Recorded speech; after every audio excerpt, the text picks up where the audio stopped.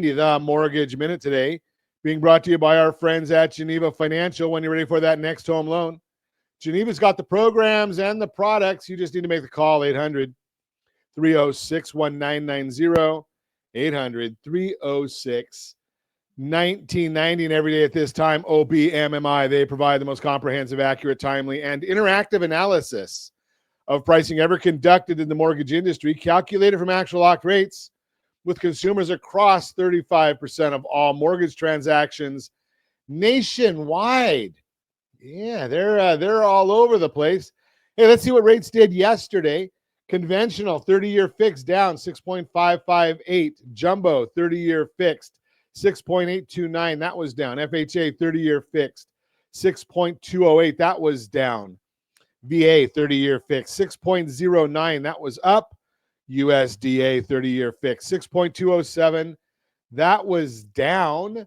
And every weekday, as early as the data allows, yes, we do put out our market thoughts. rsrlinks.com/market minute. rsrlinks.com/market minute. And let's see what the markets are doing today.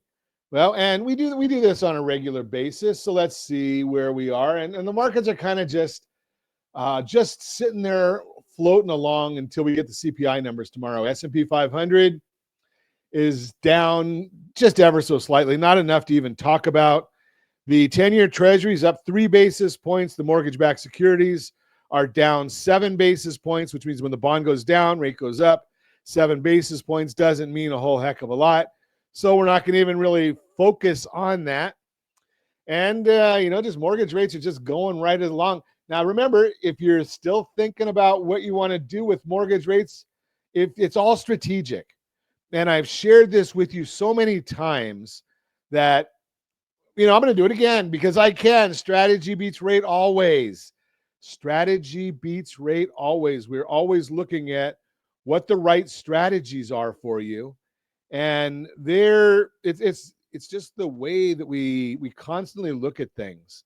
So let's take a look and see why the markets are doing what they're doing right now.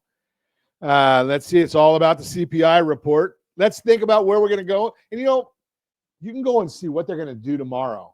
But I'm going to tell you today what I think they're going to do tomorrow. Most important data this week is October Consumer Price Index, which will be released tomorrow. Market estimates are as follows. The CPI headline, 0.2% monthly reading. Year over year to increase from 2.7 to 2.7 from 2.6. CPI, that's the important number that the Federal Reserve looks at. 0.3% monthly reading year over year to increase to remain at 3.3%.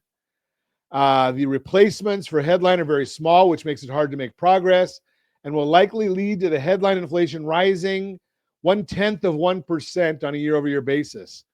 Core rate is expected to remain at 3.3, but the wild card will be shelter, which makes up 46% of the core reading. We believe there is a chance that shelter comes in beneath the estimates, and it leads to the year-over-year figure coming in 0.1% beneath estimates. If that were to occur, the bond market would likely react favorably. Final Q3 reading on productivity was unchanged at 2.2%. As expected, the level of productivity is a decent level, but was unchanged, yet unit labor costs were revised slightly lower.